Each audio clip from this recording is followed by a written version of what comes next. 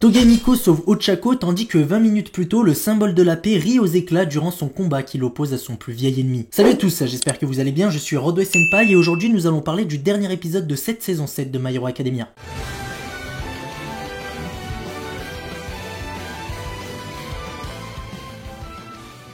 Avec l'épisode de l'éveil d'Alter de Katsuki Bakugo, je place celui-là dans les meilleurs même si j'avoue que la fin m'a pas mal frustré. Cet épisode nous a permis de conclure l'histoire entre Ochako et Himiko. Uravichi était gravement blessé suite au fait que son adversaire l'ait poignardé précédemment, plus le fait que malgré sa blessure, l'héroïne a continué de se battre, ce qui a aggravé la situation. Ensuite, en deuxième partie d'épisode, nous avons enfin pu profiter après plusieurs épisodes de teasing du combat entre All Might et All for One. C'est à ce moment-là que Toshinori Yagi nous a fait découvrir ce qu'il avait derrière la tête en allant intercepter le roi du mal. Mais avant de parler de ce moment de l'épisode, nous allons rapidement revenir sur la conclusion concernant la relation Himiko-Ochako. Après avoir réussi à convaincre Toga Himiko de l'écouter et ce qui lui a permis donc de revenir à la raison, Uravichi était sur le point de mourir. Tandis que l'héroïne sentait que c'était terminé pour elle, Himiko a commencé à utiliser son alter pour la sauver. Malheureusement pour elle, ceci l'obligera à se sacrifier. Ce sacrifice ne lui pose aucun problème car Ochako est désormais la seule personne qu'elle veut absolument pas perdre et pour la sauver, elle va copier la façon dont Twice l'avait sauvée quelque temps auparavant. Et c'est à cet instant qu'on comprend à quel point l'alter de Toga Himiko aurait pu servir pour le sauvetage de blessés graves. Toga Himiko va alors se transformer en Ochako, ce qui lui permettra d'avoir le même sang qu'elle.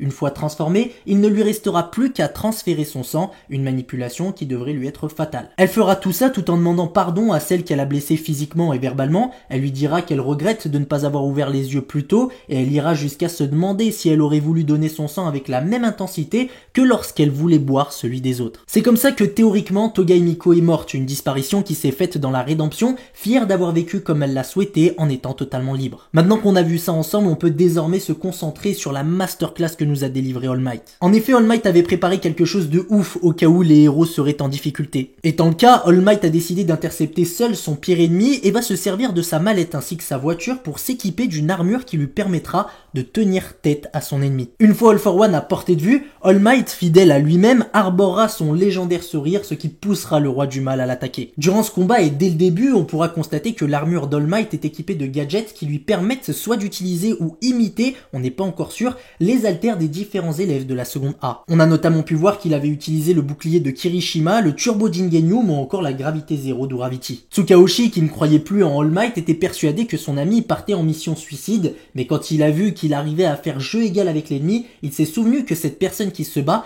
est la même qui s'est toujours débrouillée pour gagner ses combats, peu importe les adversaires et la situation. Et c'est parce qu'il ne s'est jamais lancé dans un combat en partant du principe qu'il allait perdre qu'aujourd'hui on le voit se donner à fond. Le combat fait donc rage entre les deux adversaires et ça c'est vraiment bon pour All Might et les héros parce qu'on rappelle que plus All for One perd du temps et reçoit des coups, plus rembobinage fait effet. Et toujours dans cette optique, on verra qu'All Might fera absolument tout ce qu'il peut pour que rembobinage lui fasse le plus d'effet possible. All Might ira jusqu'à provoquer All for One à chaque fois qu'il en aura l'occasion et il lui a même prévu quelques surprises cachées dans sa voiture. Ces quelques surprises d'All Might ont clairement réussi à faire rajeunir All for One encore plus que quand il est arrivé et grâce à cela, All Might aussi finira par remarquer que plus il est blessé, plus rembobinage fait effet. Après avoir compris ça, le symbole de la paix se réjouira de voir à quel point il peut être utile et va booster son armure au maximum pour ralentir le monstre qui se dresse devant lui. Pendant ce temps-là, Izuku lui fait toujours face à l'ennemi le plus puissant que le monde ait connu, tandis qu'il ressent grâce au morceau de conscience d'All Might présent dans le One for All que son mentor est en train de livrer le combat de sa vie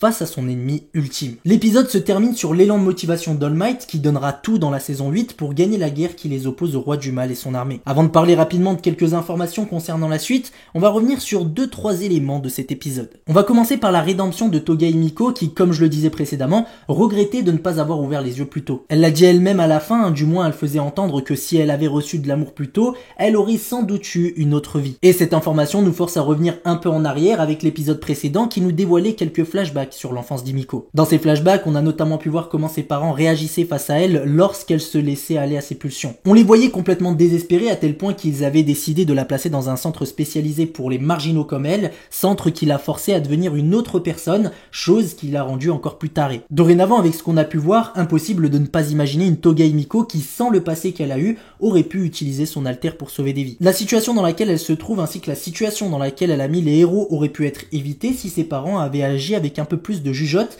mais bref, passons. Maintenant on est obligé de parler d'All Might et de la masterclass qu'a été cet épisode grâce à lui. Grâce à Stain, All Might s'est remis en question et a compris la grossière erreur qu'il avait commis en se retirant. Une action qui a fait que même Tsukaoshi, son ami de toujours, s'est mis à le sous-estimer. D'ailleurs j'ai vraiment pas aimé sa façon de dire les choses, je trouvais même que ça frôlait l'irrespect. Finalement All Might lui a prouvé qu'il était toujours capable de réaliser des trucs incroyables, même si en soi il a plus rien à prouver, et face à cela Tsukaoshi s'est rappelé de la personne qui les a toujours sauvés jusque-là. All Might est le plus grand héros de l'œuvre, ça ne fait aucun doute, pas parce que c'était le plus fort, mais surtout grâce au symbole qu'il représentait et que désormais il le représente toujours. Aujourd'hui, le fait qu'Aiba diffuse son combat sur le net va faire savoir au monde entier qu'All Might, le symbole de la paix, est de retour pour sauver le monde, et ce, même s'il ne possède plus d'alter. Durant son combat, on a eu l'occasion de sentir qu'All Might était en pleine résurrection. On l'a rarement vu aussi heureux qu'à cet instant, le fait de se rendre autant utile à un moment pareil le rend terriblement fier. Bon, voilà tout ce que j'avais à dire pour ce dernier épisode, la saison 8 a été confirmée et est prévue pour courant 2025, donc pas de panique. Comme vous vous en doutez très certainement, ce sera la dernière saison, et elle adaptera les chapitres 400 jusqu'au 430, donc l'équivalent d'environ 13 épisodes. Pour ceux qui me suivent seulement pour My Hero Academia, on se reverra donc pour reprendre les reviews en grand format et les théories en petit format avec les shorts dans environ un an,